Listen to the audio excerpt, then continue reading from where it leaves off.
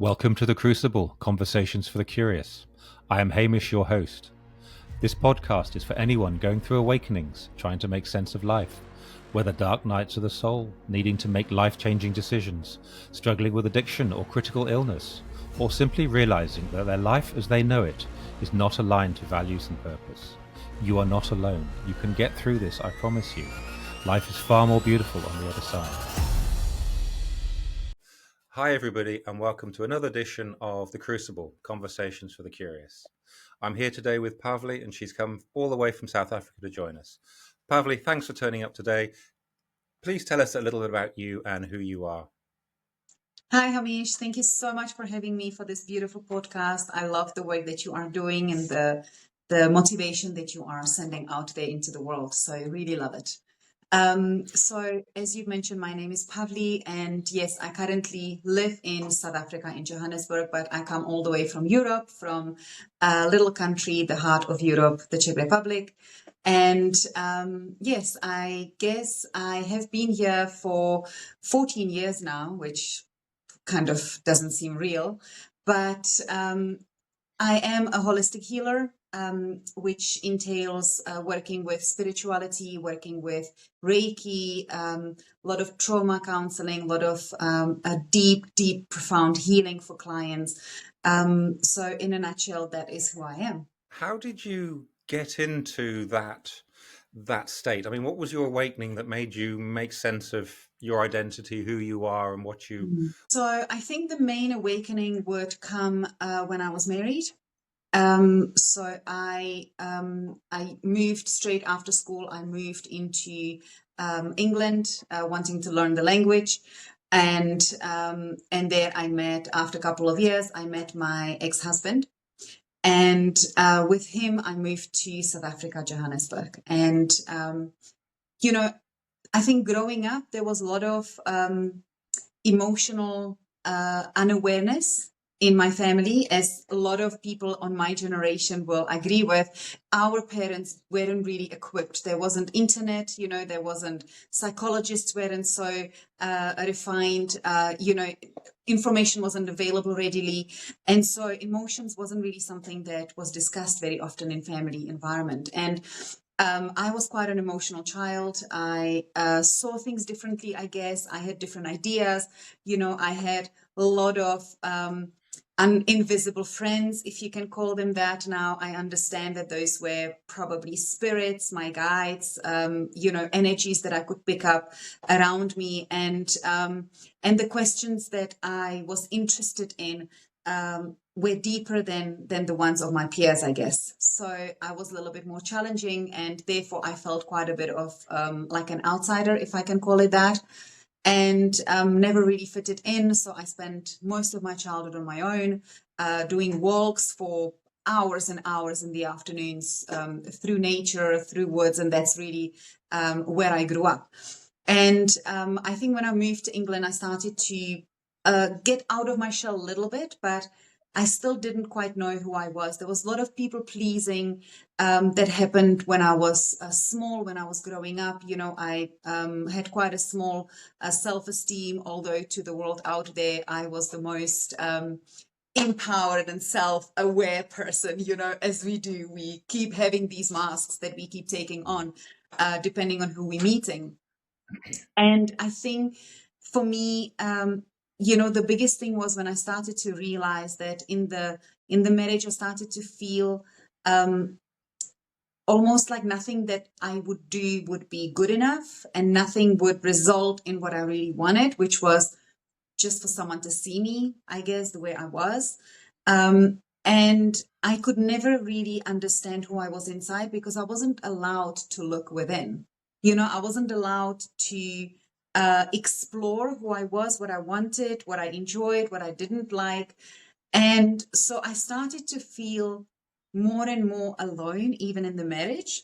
And, there was quite a lot of abuse while I was growing up, be it from the family, be it from my friends, be it from men or boys later on in the stage. And I didn't quite know that it was abuse, because I think a lot of the times we also have this misperception that abuse is something severe where you have to end up in a hospital in order for it to be granted the name of an abuse.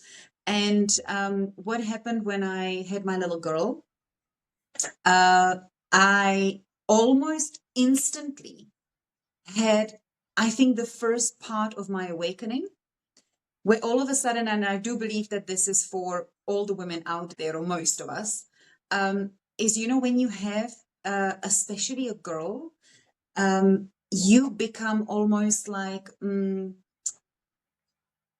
person that needs to protect her, you know, the protector, the warrior, the one that all of a sudden sees all the enemies out there or potential enemies out there. And you start seeing your role as someone that needs to be a little bit more leveled, needs to have the self-empowerment that you need in order for you to set up boundaries with people around you. And it was just few days after my daughter was born when I realized that I have no boundaries whatsoever.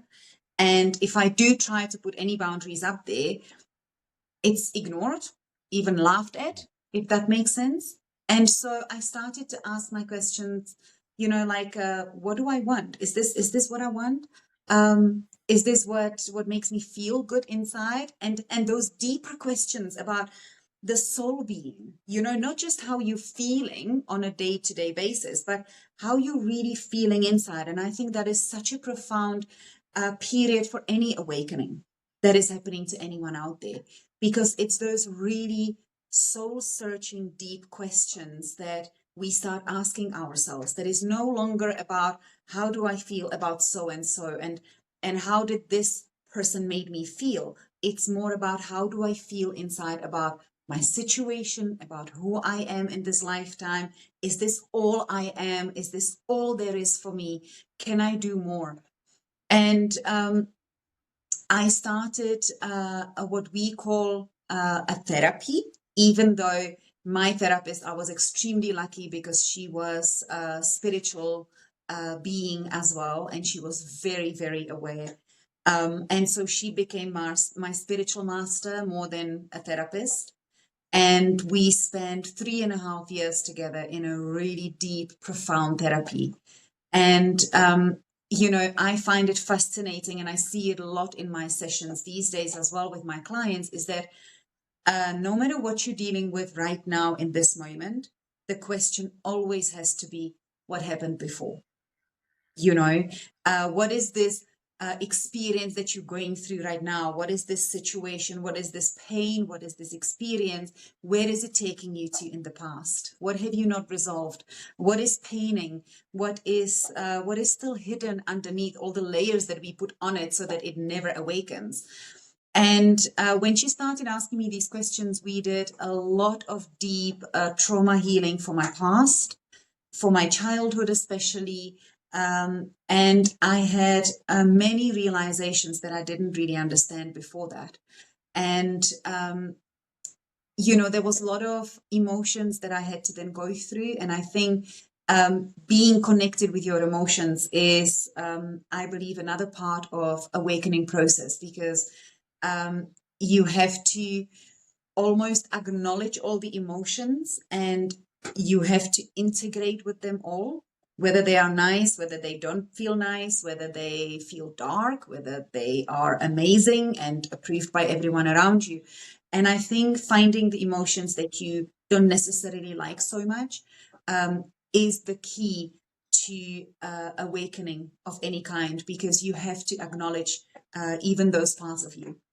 And you know, through the period of the counseling with her, I really started to ask the deep questions as to who am I, what am I doing here, is this it, you know, what brings me joy inside of me. And slowly but surely, I started to realize that it wasn't my marriage, unfortunately, and that the person that I had to be in order for my ex-family to love me and accept me was not really who I was inside. And I started hating the mask. I know it's a very strong word, but I really started to feel like I was playing games, almost like I was betraying the people around me. And eventually it came to the point where I couldn't do it anymore. And, my ex-husband wasn't really interested in marriage counseling. He wasn't ready for any kind of change at that point. And which is obviously okay. He's on his own journey. But for me, the marriage and what it brought to me and what I had to learn about myself in the marriage came to the end. And I think that for me, I'm trying to think, because I had something that I wanted to say now, and all of a sudden it was like, but that's not really the truth, is it? So, I wanted to say that the fact that I was able to move away from him was what felt like the proper awakening. But I actually think that it was the times that I was alone all of a sudden. And it was in those moments where I had to dig deeper into my identity. And I realized that I completely lost my identity. I don't even know if I ever had it. I mean, I moved out from my ex-husband when I was 33. And I actually don't think that I ever knew who I was, because especially for people pleasers out there, we have to be whatever our surroundings want us to be in order for us to feel accepted. So we will never really ask the questions, who am I in this situation, or who do I want to be in this situation, because that doesn't quite tie up with the people around us. And so at the age of 33, I started to dive deeper into my own identity and who I was and what my purpose was. And because by that time I learned so much about relationships, so much about abuse and the different types of abuse, and a lot of techniques were taught to me with regards to how to cope with it. And I felt, I've got all this knowledge now. What am I going to do with it? And I really wanted to share it with people, with women, more likely. And I started a support group for women in 2015. And that is kind of what brought me into being the healer that I am now, is the experiences that I had with these women, where they would come and we would have coffee together, and, in a group or individually, it didn't really matter. It was whoever came. And it's always funny how the process takes its own course, no matter what we do. And I find that very often we come in with some sort of prerequisite, with some sort of prejudice. We want it to look like this, we want it to be like this. And I remember the times when I would have 21 women responding that they're going to join me for this one morning of 4 hours of sharing, and I would be absolutely paranoid, because I'll be like, oh my god, how am I going to help 21 women? What am I going to do? Everybody's going to have like 2 minute slot. And you rock up there and you find 2 women sitting in there, and it's that mixture of the disappointment with the already then, which I didn't know at that point, that I was downloading messages, intuitive messages, and already that inner knowing of, oh, so today I'm supposed to work with just the 2 of you, which is okay, well, let's do it. And the work would be so deep. But I think we have so much of prejudice within us, and so much of fear and judgment towards ourselves, that we need things to look certain way for us to feel that they are okay. And I think part of awakening is 100% to work with those as well, because those are the judgments that very often stop us from really reaching the full potential that we can in this lifetime. So, I started having incredible results with these women, not really understanding what I was doing. And eventually, some of them would be interested in seeing me individually, and I grew with them. As they grew, I grew as a healer, and pretty much they made me to tap into my own resources of knowledge that I have. I have had a couple of instances of going into my own past life, and in those I was a healer already then.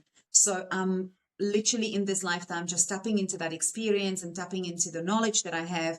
And the clients just kind of navigate the whole the whole journey, I guess, of who I am today and what I'm bringing to the world. I love that. I love you've mapped your journey, you've looked back at it, and you've made sense of it. Mm, And I think that just shows a level of awareness. I want to tap back to mm, the mother who suddenly realized that she was the mm. warrior, because all throughout that conversation I have just been told, ask about the warrior. So Yes. tell me who this wounded warrior is that you are, that you've become. Yeah, that's such a beautiful question. Wow.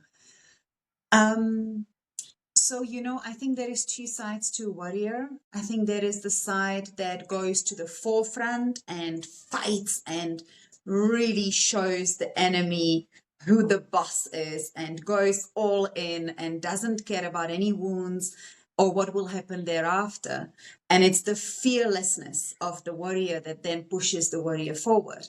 And then there is the more subtle side that sees what is happening and can kind of see the potential of there might be a danger, or that might be a little bit difficult to deal with. This might cause an argument, or this might cause a low vibrational energies. And the warrior is then able to go and tap into their own strength and realize I can handle this or I can't, and therefore I'm going to leave it. And I think at that point, at the age of 33, I had no idea about the subtle warrior. So if you looked at me then, and I would hope now, even though, please don't ask my family because I think their idea would be very different. But it's those closer to us, right? But I would hope that by now I've learned to utilize both warriors almost simultaneously, if that makes sense. But at the age of 33, I was the forefront one. I was the one that wanted to fight about everything and wanted to prove the point and wanted to show how certain behavior hurts. And it's that force that very often is met with ignorance from people and rejection because they don't really know how to deal with such force. And for me, what that looked like is that I kept being isolated more and more in my marriage. And because of the isolation, I started to isolate myself as a friend as well, because I didn't know who I was. I didn't know that I was right in the way that I was feeling because I felt very rejected by the people around me. And the one important thing that I think every woman realizes that has children in this lifetime, any kind of children, it can be fur babies because not everybody is blessed with human babies, but anyone we feel really connected to as a provider, as a protector, there is a moment in which your life ceases to exist, or not exist, but ceases to be important. And the importance is put onto the child that you all of a sudden have that cannot do life without you. And because I had so much of awareness of, or maybe less awareness, but more feeling about the pain that I've endured in my life, I just wanted to protect my daughter from the pain. I wanted her to not cry. I wanted her to be happy all the time. And the more she would cry, the more I would become the forefront warrior that would fight everyone. And I had to really learn to work with that, because in order for people to listen, we have to let go of the forcefulness of the need to be recognized. And we just have to calm down a little bit and take a deep breath, and then almost allow the situation rather than force it, if that makes sense. I don't know if that answered your question. It absolutely makes sense. And that letting it go, Mm. I'm talking to myself here. Yeah, Hamish, that letting it go is a really good idea, because trying to squeeze it all together gives you a bad back, makes you yeah, irritable, makes you snap at people. 100%. Yeah, I love that answer, and it is, you are the protector, absolutely. I haven't had kids, so I don't have that experience, but the conversations I've had, this little thing will die, unless you feed it and love it. And, that is the narrative I hear time and time again. You have to. And again, my brother, he would put his life down for his kids. My sister, the same thing. You, the same thing. That doesn't compute in my head because I haven't had the children this lifetime. Yeah. But it's quite remarkable that nurture, that requirement to do that. And also I get this sense you've looked at your upbringing and you've said, no. You've drawn a boundary and said, none of those things that happened to me am I going to share with my daughter. So you're changing her story, aren't you? Which is remarkable. And I think that's, again, another part of awakening. When we go through the awakening, once you've entered the door, you cannot just say, oh, well, now it's a little bit difficult and I don't really like what is happening to me and I don't really like the changes that I'm seeing in me and the people around me. And, I have to shed these relationships that are not quite good for me. Oh, I don't like it. I'm going to go back and I'm going to close the door. Doesn't exist.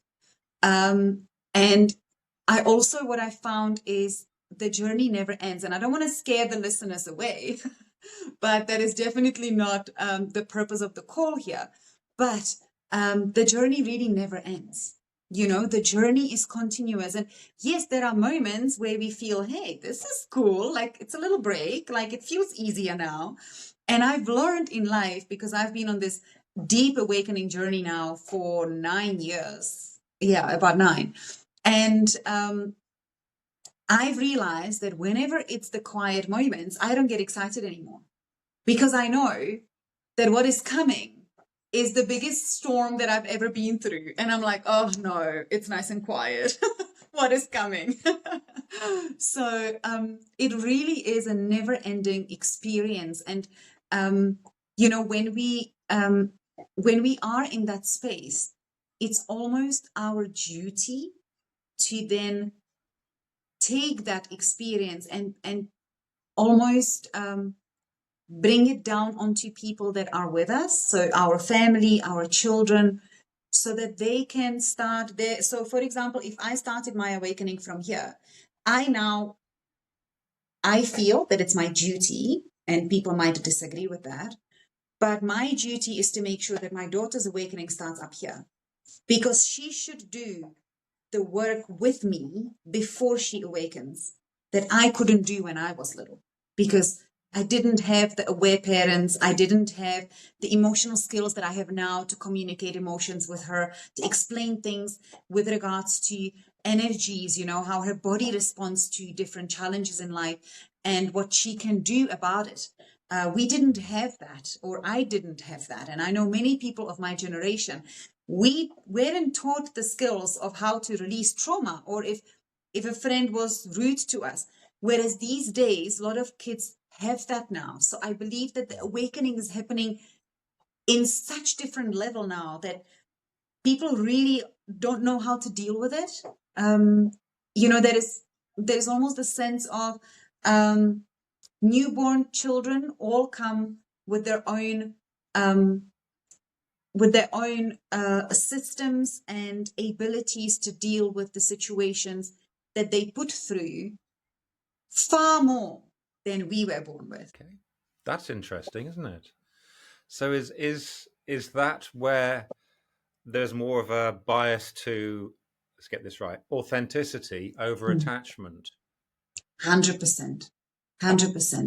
And also, if you look at what children are doing and what they are interested in and how they are operating, every generation. So if I take every 10 years where children are born, they're born completely different, with different skills, with different abilities, with different outlook on the world and what world means to them than what the generation before that was. So we are like super behind now, like we are the monkey's age. So, yeah. And I find that a lot of people that are going through this and are not necessarily awakened struggle with that concept because they don't understand the children, because the children are so far more advanced than they can ever comprehend, that it's just difficult, and the gap between the parents and the children becomes so big because they just are born awakened almost already. And unless the parents are doing the work, then they kind of can't really communicate with each other properly, and they can't understand. That's tragic, isn't it? That's really a really, really interesting observation. Yeah. So how do you help people? How do you help women make sense of that, and then hopefully them help their spouses make sense of that? Yeah. How do you bring there's the child? How do you bring the families up to their level? I mean, obviously, this is a part of your skill set, isn't it? Yes.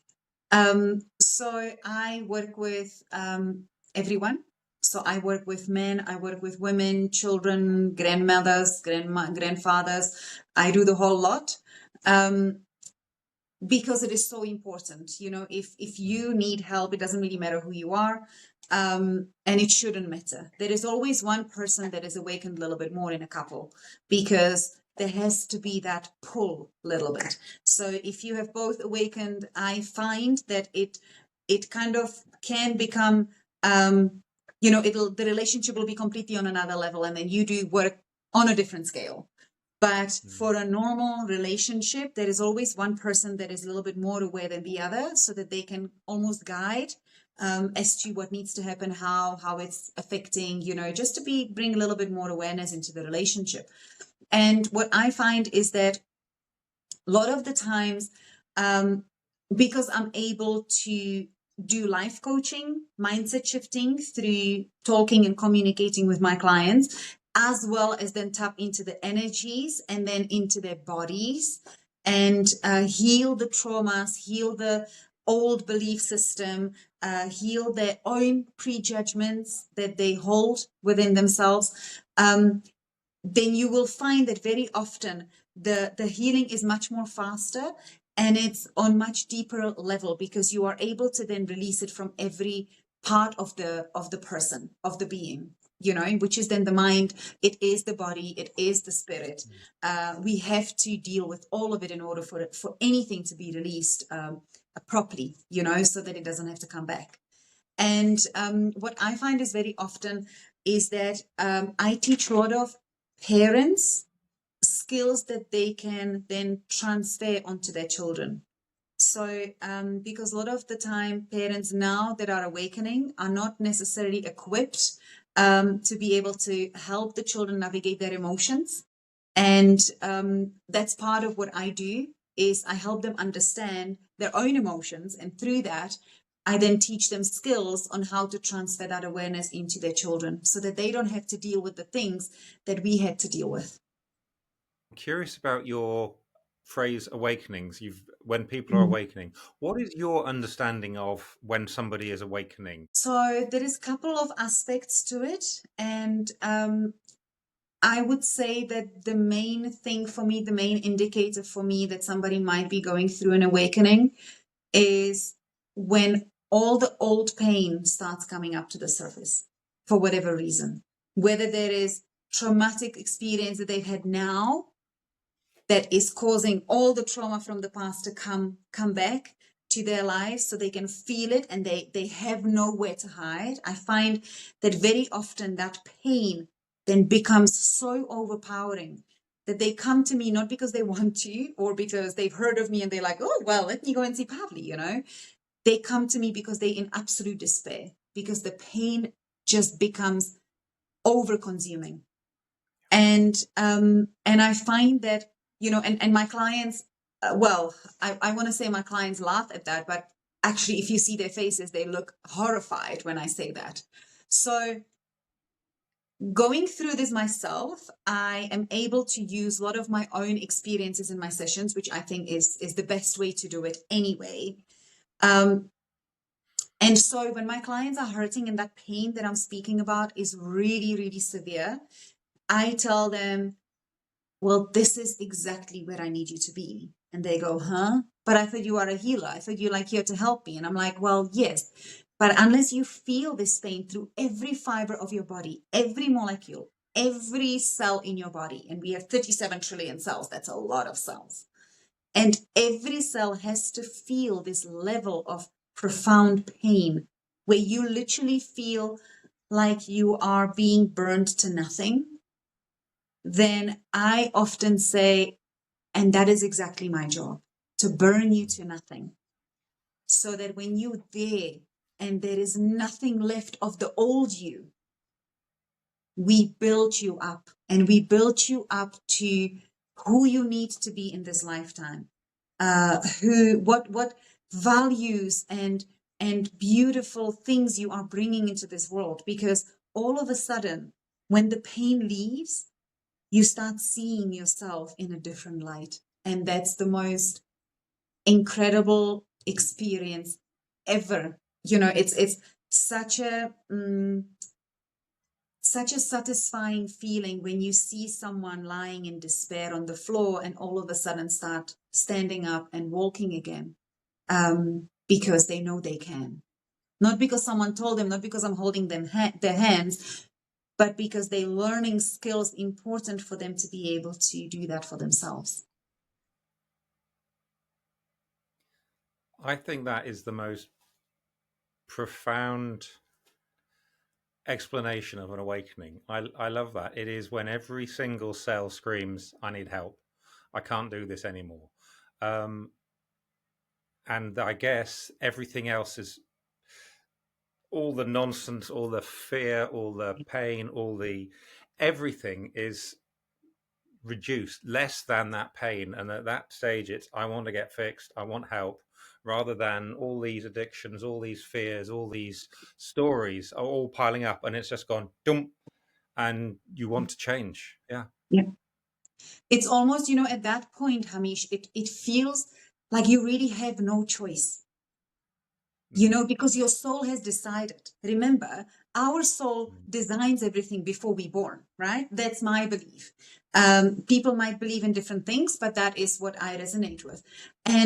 And so the soul knows the moment. We don't know as humans, because we have all the things that we go through, and we have ego, and we have this joy and this lavish lifestyle that we enjoy.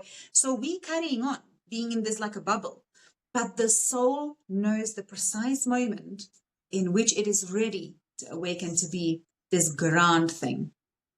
Okay. And so I think in that moment, you really have no choice as a human being, because your soul has decided that this is the moment in which all of the rubbish is going to be shed, and the beauty of the true essence of you will come to the light. And I think it's the most beautiful space to be in. And it happens in different times. People experience it in different ages. They experience it different stages as well. But one fundamental part of awakening that I also want to mention is the shedding of ego. And I know the internet is saturated with it. It's like it's everywhere. Everybody's talking about ego, and you must let go of your ego. And many of my clients will be like, well, what does that mean? And I'm like, well, that voice inside that has just asked that question, that is it. That is what you need to let go of, because you know the answer. You don't need anybody to confirm anything for you. You know. But the voice inside that tries to sway us from the awakening journey, to keep us entrapped in the 3D dimension, plays the different, I want to say almost like dramas on us, where we get entangled into these dramas. And if you've noticed, a lot of it is fear-based, because that's where people are most manipulative, is when you are fearing something, then you must quickly do X, Y, and Z in order for the event go away, right?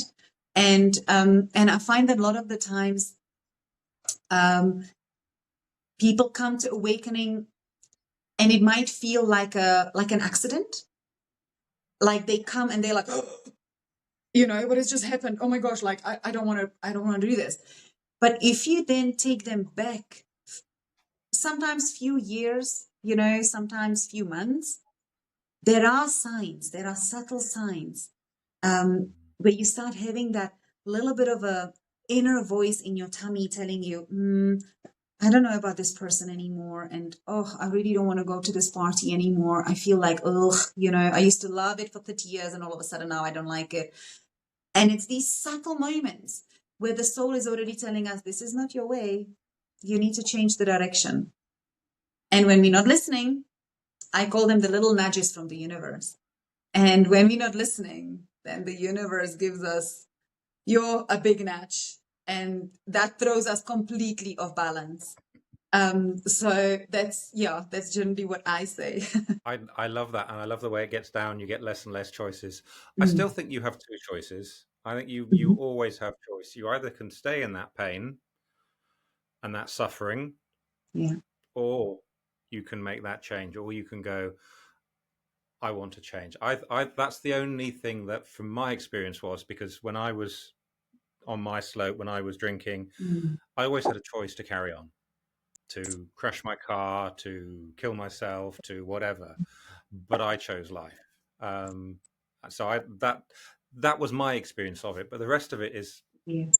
absolutely. And I do look back. I look back and think, that I didn't want to do that anymore. I was doing that for people Mm. pleasing. I was doing that for Yeah. people pleasing. I was manipulating. And it's a painful business looking back, because you're looking back at stuff and going, I was horrible. Yeah. Um, I was really horrible. I was unkind. I was lying. I was keeping myself safe, as you said. I was keeping myself safe. I was protecting myself from that fear. Yeah.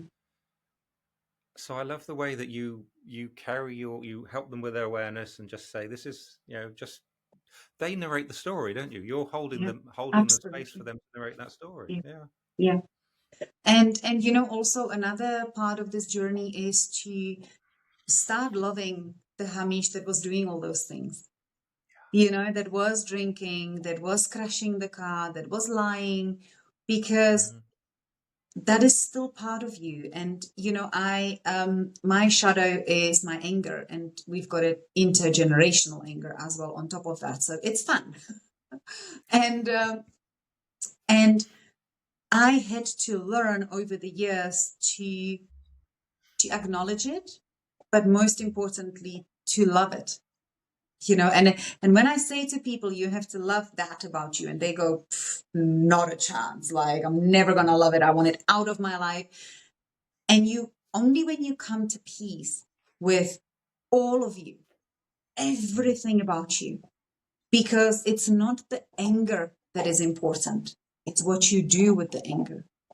So my daughter laughs very often because you can read in my face. Like, I mean, I still haven't mastered that. I don't know. I think I might need some other teacher to teach me how to master, so nobody knows what I'm feeling, because you will know immediately. As I walk into the room, you know exactly. And she always laughs at me because, and I can see the little looks. Kids are so intuitive. And I'll say something, or I'll walk into the room and I see those little eyes in the corner of my eyes watching me, carefully studying, is mom angry? What's going on? And because I don't react to the anger anymore, I'm in it and you can feel it, but I'm okay with it because I don't give it the power that it wants from me. And I think it's allowing you to be in the spaces that don't feel nice. I think that's absolutely vital part of any awakening, on any level of awakening, actually, I would even say. Yep. Absolutely. And that is one of the things I didn't have growing up. I mean, most of our generation, strong emotions were not tolerated. Don't be angry, go to your room until you're better, all that stuff. Whereas my sister, she allows her daughter to be angry, encourages it, say, "Oh, you're angry? Yes, I'm angry," and they work through it. And then it's like, I'm okay now, mummy, And because it's this done. child, yeah, Exactly. exactly. God, I wish I was allowed to express that as a child, because okay, now I wouldn't be me. I'd be a different person. Mhm. I'd be on a different path. That's it. But it would have been nice not to have 52 years of not making sense of stuff and flying off the handle and breaking my knuckles against walls and Yeah. and things like that. But I didn't. So I can't change that past. Yeah. I just, as you said, I have to love little Hamish, who was Yeah. angry at dad, angry at mum. Just say, hey, little Hamish, it's cool. You were doing the Yeah. best you could.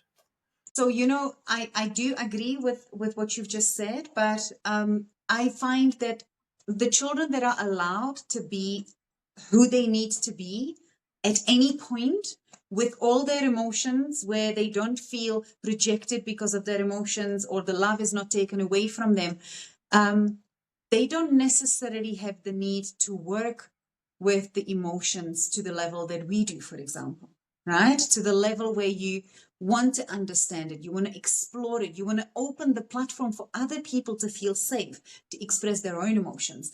And so their work in this world will be different to the work that we need to do, because our generation was different, and our generation is now bringing the awareness. If you look on the internet, most of the podcasters, I don't know what they're called, but most of the people that are doing work similar to yours, where you're putting it out there, people are learning knowledge, people are hearing experiences from others.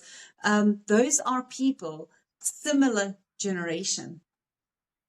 And the youngsters, if you look at them, they speak of completely different things that we might still not understand, and they already understand it because they need to bring different knowledge into the world. I hope that makes sense. Yep, that was a snot clap. That was a massive snot clap, because I hadn't considered that. But absolutely, they have a different mindset, a different way of thinking and seeing, and fine. Yeah, thank you for that. I've now got to not reconsider. I've now got to reassess a little bit, and that's just brilliant. I love that. Yeah, and that makes sense as well, because my real sense is humanity is doing this.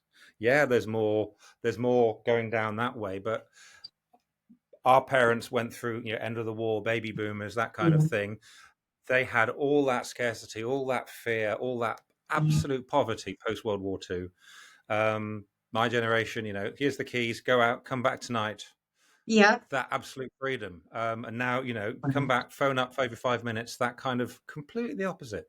But every generation is learning more. So I am seeing we are all doing this. And then the kids, your kids' generation, they've got their own stuff to deal with. They'll be messed up in the same way that you were by your parents to cope with the next lot. I know. That's not fair, is it? We do our best and it still doesn't work. Yeah. I know. And the thing is, you can be as aware as you want to, and you can be as awakened as you can, but you are still only a human. And I think a lot of people forget that. And a lot of people have this prejudgment that, oh, well, if I'm awakened, then I need to be perfect, or I am going to be perfect. And, a lot of people, a lot of my clients see me in that light as well. And I like to kind of bring them back to earth and be like, no, I also slip up and I do this and I did that and I did that. And they go, really? Exactly that face. Perfect. and yeah, 100%. And they go, what? And I'm like, well, yeah, because I am still only a human. And I know that sounds ridiculous, but we are in this humanly body, and the main task for us here on earth is to experience emotions, right? So that is why we're here. So I can be as awakened as I can and as aware as I can, but I still have to go through the emotions in order for me to understand what is the next level, what is the next step. So yeah, I love it. Yep. I love the journey. Yeah, it doesn't get easier, you just get better. Yeah. True, very true. I'm gonna remember that. I love that. Doesn't get easier, you just get better at it. I think this is fascinating, really, really interesting, and just that whole process of joining those dots, making sense of things, feeling that discomfort. I mean, you've already said, I'm having an awakening. Things aren't happy. Things aren't easy. I'm not happy where I am. I'm curious, but it's frightening. And then I get more curious. And then, looking around, they phone up you, they go online, podcast, whatever. It's a journey, isn't it? It is not necessarily a long journey, but it is a journey. And it's, once you're on it, you can't change. You can't stop. And you can't ignore it as well. It's not like you can say, okay, well, I'm going to awaken to this point and then I'll stay there, and I'll just enjoy life and it'll be nice and easy. Because we as humans constantly have to evolve. And it's like, you know, a lot of, I find that a lot of my clients find comfort in that, because nobody ever comes to me when they're in that happy limbo, you know, where everything is kind of going great and their life is sorted and they've got happy wife and a great children and car and work and house and everything is just like great. Yeah, we're going on holiday 3 times a week, but 3 times a year. But Pavli, can you help me grow? Nobody does that. That is just the pause for us to take a breath before the next level, you know? And so I feel that a lot of the times when people speak of this like a placebo moment in their life where, you know, like everything is going great and everything is kind of calm and the waters are nice, you don't grow in that. And that is why we will eventually look for some sort of drama. Whether we start extracting things from the past because we've watched a movie or a series or a podcast or we heard something, and all of a sudden the past is in front of us with all the things that we didn't see before. And we start tapping into that because that drama gets us going. Or whether we endure some sort of traumatic experience in order for us to be pushed into the situation that no longer feels as good as the limbo would. But we never grow in that space. You know, if someone is getting constant A's at school, they eventually gonna kind of go, oh, well, I'm not gonna study anymore because I mean I get A's anyway, so why would I do that? You know, and then all of a sudden they get a, I don't know, whatever it is, CD, 50%, let's say, and they go, oh my God, but I'm an A student. I need to now come and I need to figure out what happened here, and that's what the journey is about.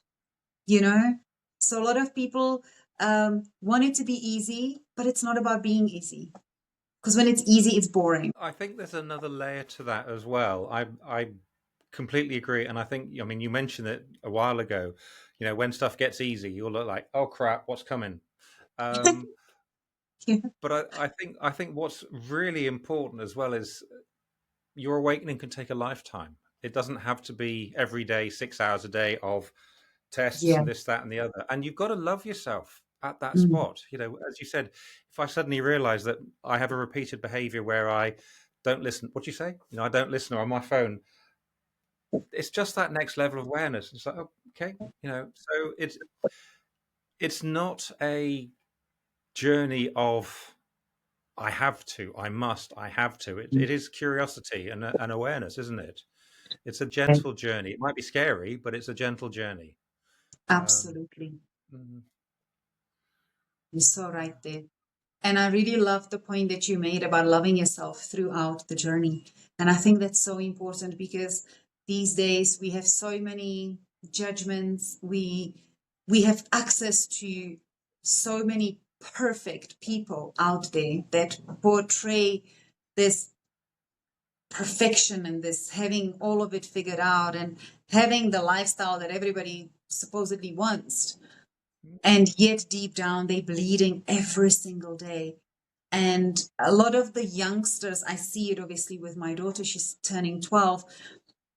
They want that. They want people to almost envy them. They want to believe that their life is better than what it actually is. And if they don't make people believe that, they've now started to take it as a failure, which is frightening, which is something that we really need to start thinking about as a human race, because we've now put all these standards out there, and the poor children these days have these standards to fulfill.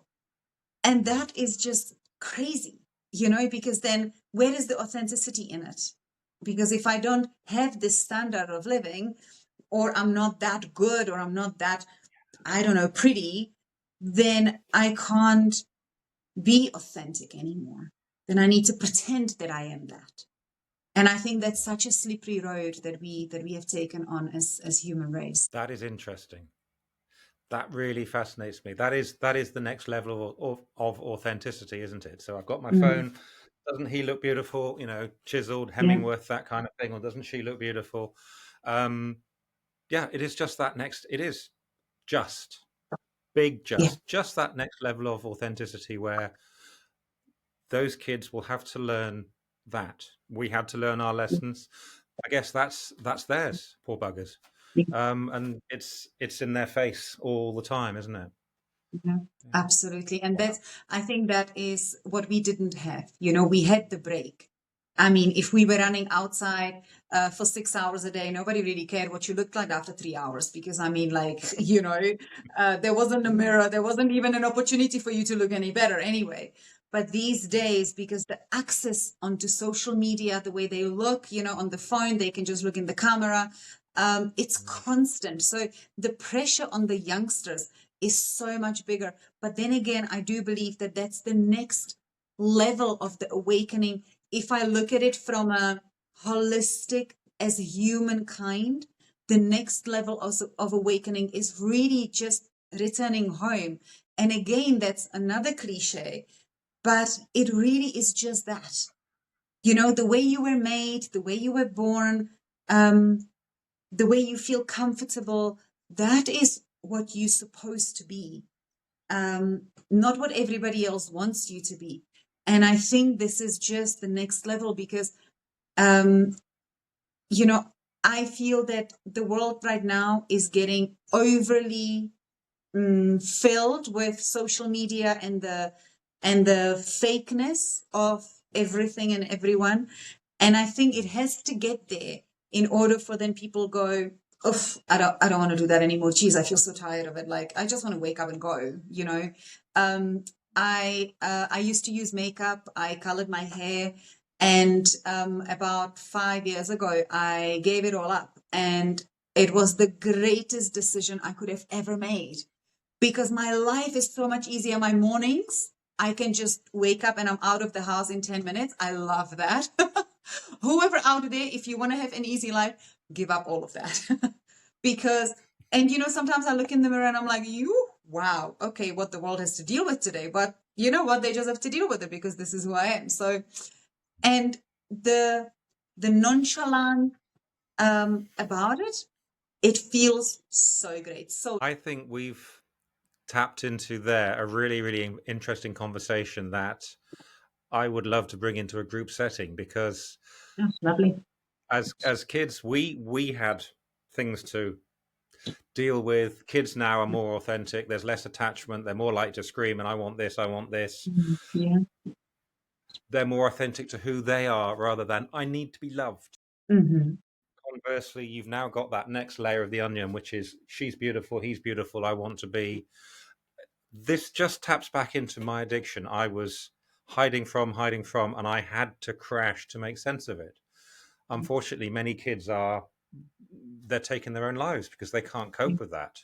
I guess Yeah. that's the same as the drinker who killed himself and the drug addict who overdosed. Yeah, I Wow. love the different aspects of the conversation that we are tapping into today, you know, and the moments, the aha moments that we're bringing for each other. I think that is so powerful. Yeah. I like that. This is why I'm enjoying these podcasts and these conversations, because it is challenging, it is interesting, and I mean I never know where they're going to go at all. It is really really interesting. Okay, I know. I want to go back a little bit. Pavli,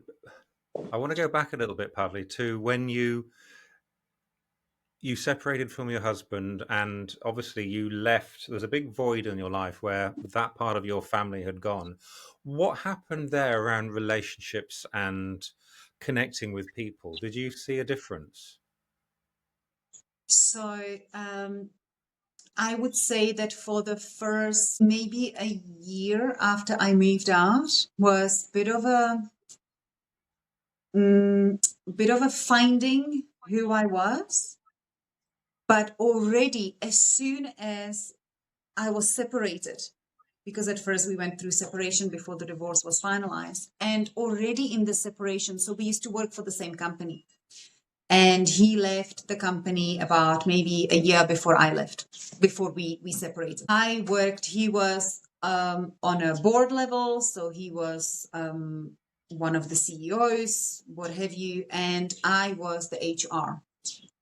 And that was always the elephant in the room.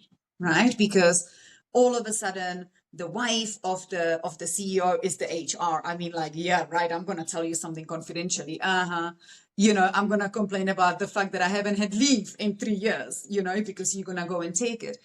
And it was so difficult and yet so rewarding for me to find my own presence in the company and to find my own ways with people.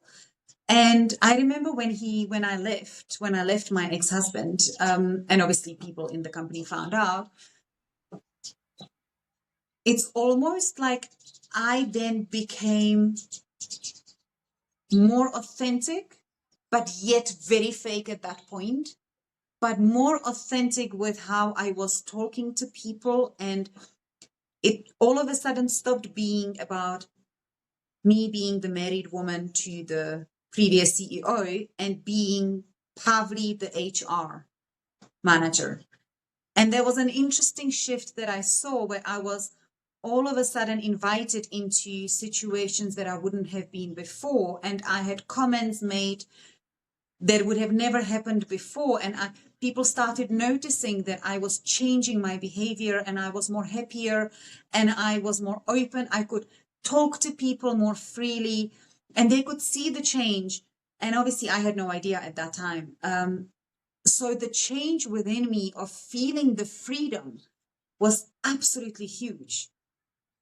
And at that point in my life, I was still very much about the 3D reality. I wanted to be beautiful at all costs. I wore high heels, mini dresses, all those things, makeup, hair done, and all of it to play my part to attract people almost into my space, hiding behind the mask, kind of not allowing any of the trauma into my forefront because it was too painful.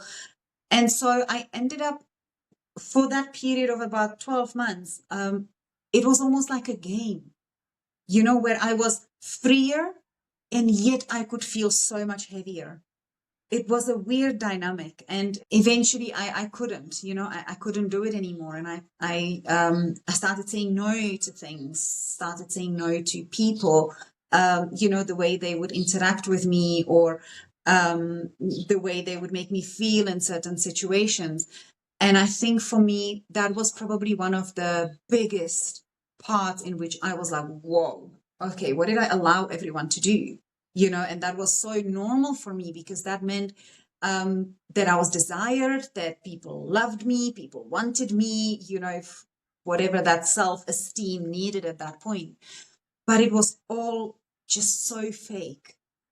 So I think for me in that time, it was inevitable for me to start digging into my own values and stop receiving them from the outer world. And I think that is absolutely crucial for anyone, not just people that are going through awakening, even those that are fully asleep, to start realizing that to go out there for self-validation and for confirmation and approval is such a slippery road to take, because you just never know when the ice is too thin and you're going to go under and you're going to completely lose yourself there, because that's not who you are. So I think people, if they don't take anything else out of it today, I think this is so important to always vet with yourself. Is this okay with me? Am I the one that's going to be happy if I do this? And if the answer is no, then ask. You don't have to not do it, but you have to ask yourself then, why do I want to do it anyway? Why is it important for me to do it, to receive that external validation? Because that is just so important. Yep. Absolutely. It is. Absolutely. That is so important. However, it's difficult to become aware that you are seeking that externally. I remember when I was people pleasing, it was for me. Yeah, I'll do that for you. I'll do this. I'll be that. I'll be whatever you want me to be, just so you like me. And you do get that buzz, but it's never enough. It's like a carrot. another carrot. Grow your own carrots, you're fine, but it's never enough. It's not sustainable. And as you And I said, think you you're on are that. so right there, Hamish, where you say that it's so difficult to recognize that. It's so difficult to become aware of it. And I think, if people every now and then just wake up in the morning and just ask themselves, who am I today? And just there in bed, the minute you wake up with the messy hair and the beautiful flowery breath that we all wake up with, and the creases on your cheek from the pillow, and all of those things that are just so natural, where you are in your own habitat, you are not judged by anybody else in that moment, and just asking yourself that little tiny question. And yet that question is one of the most powerful one you can ever ask yourself. Who am I today? What do I want to bring into the world today? What do I want the world to receive from me today? And just by asking that, if you divulge from that in the day, there will be a feeling inside of your body that will tell you, but you said you're going to be this today, and all of a sudden you are that. I think those little questions can be so powerful for people, and yet so little of us do it. Yep, I'm going to try that first thing in the morning before my brain's had a chance to kick in. Who do I want to be? Yeah. I want coffee. No, who do I want to be? Not what do I want? Yeah, Coffee is after this answer. absolutely. Yeah. Delay that gratification. Yeah. I think that's really, really interesting. But it also goes back to what you said earlier on. You do get these messages. Your inner voice, your heart, your gut is telling you, and Yeah. it's going tap tap tap tap tap tap tap tap tap. Snot club. Yeah. It does. And You eventually it's you like, do get them. yeah.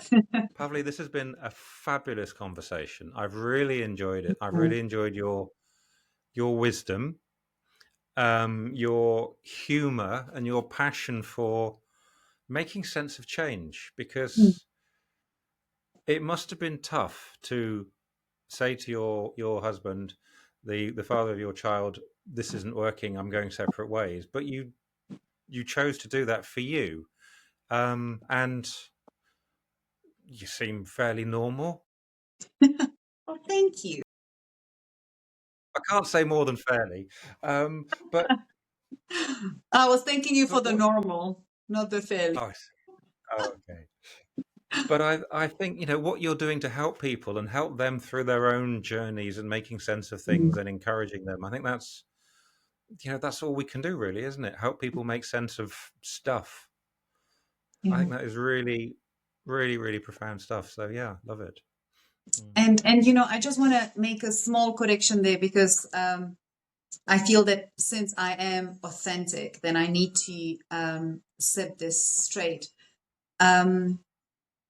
I didn't move out from my ex-husband because I wanted to. I did it for my daughter. At that point, she was the driving wheel, where I was like, I do not want her to grow up in this. I don't want her to believe that this is normal.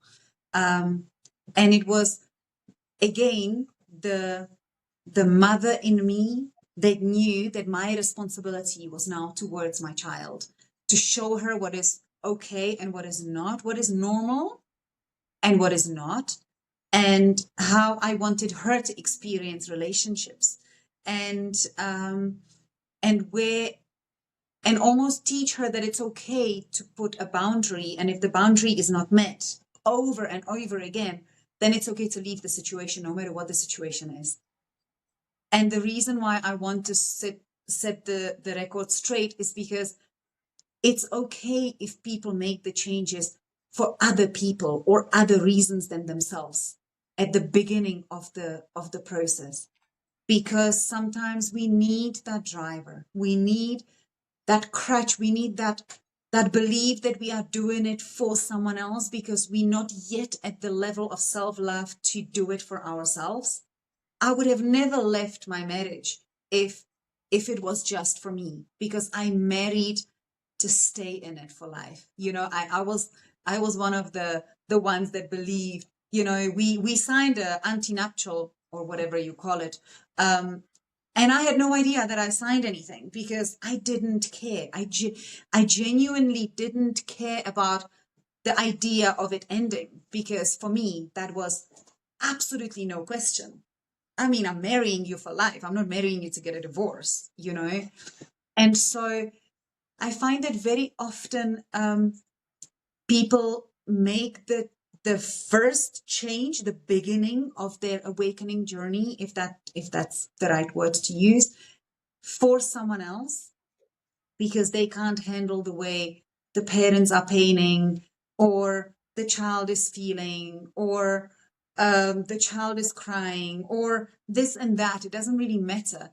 But the fact is that what you do afterwards, and as you start realizing, as you start growing, as you start developing the self-love towards yourself, then that is important to carry on the journey for you. I hope that makes sense. I just wanted to set that straight. That was brilliant. Yeah. Thank you. I'll answer that again. Thank you for that. And you've just added that richness to it. And you've also helped me and other people make sense of, I can't do this for myself, but I can do it for something I love more than myself. Yeah. And I think In that that was a moment. really, really important. Yeah. Yeah. At that In moment. that moment. Absolutely. Absolutely. Yeah. I think that was really super. Thank you. Pavli, where can people find out more about you and what you do? So they can follow me on social media. So I am quite active on Facebook, Instagram. I do have a TikTok, but yeah, it's, there's so many things that one has to do. I'm not the bestest of friends with social media, but I am quite good on Facebook. So people can find me on Facebook. All my events are on there. What I do, what specials I offer. They can also check out my website. It's www.holisticsoulhealer.co.za. On my social media, it's pretty easy at Healer Pavli.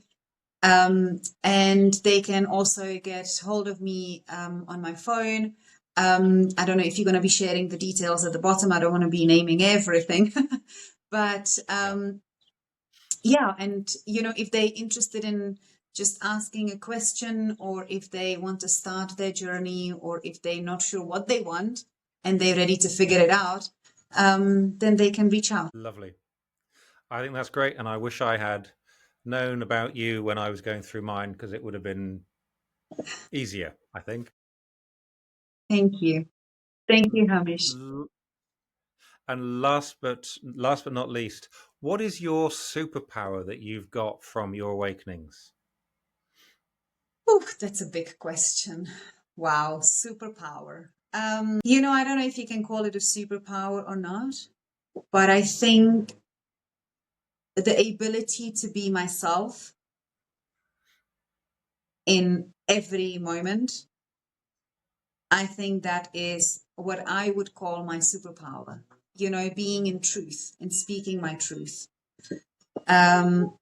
Because I feel that nothing can then go wrong. Even if people don't like it, it's still the truth and it's never going to change. So you might not like it, but I don't have to think about it anymore, or I don't have to pretend with it anymore. It is what it is. And I find that when I teach people how to step into this superpower, as you call it, I love that. I'm gonna use that going forward. Is life becomes so much easier, because they find exactly, they can go, oh, well, if you like it or not, I actually don't have to care, because it is the truth. I mean, I can't do anything about it. It is what it is. So I think everyone should step into that superpower, and we'll have such beautiful earth to live on, because there is no judgments, there is no prerequisite, there is no pretense if you are true to who you are. Brilliant. Cool. Okay. Well, Pavli, thank you so much for today. Thank you for everything. I've enjoyed it, and yeah, wishing you all the very, very best. Thank you so much, Hamish. I really appreciate your platform and what you are creating and what you are doing for people. Thank you so much. And thank you for having me. Brilliant. Cheerio. Bye-bye. Lovely. Thank you. Bye. Thank you for listening to this episode of The Crucible, Conversations for the Curious. If these powerful stories of transformation resonated with you, be sure to like, subscribe and share this show with anyone who you think could do with a dose of inspiration for their own journey. I would really appreciate it if you could make any comments on your favourite podcast platform as well. That helps me reach more people. All the important links and information are in the show notes below. Thank you very much for listening and catch up with you soon.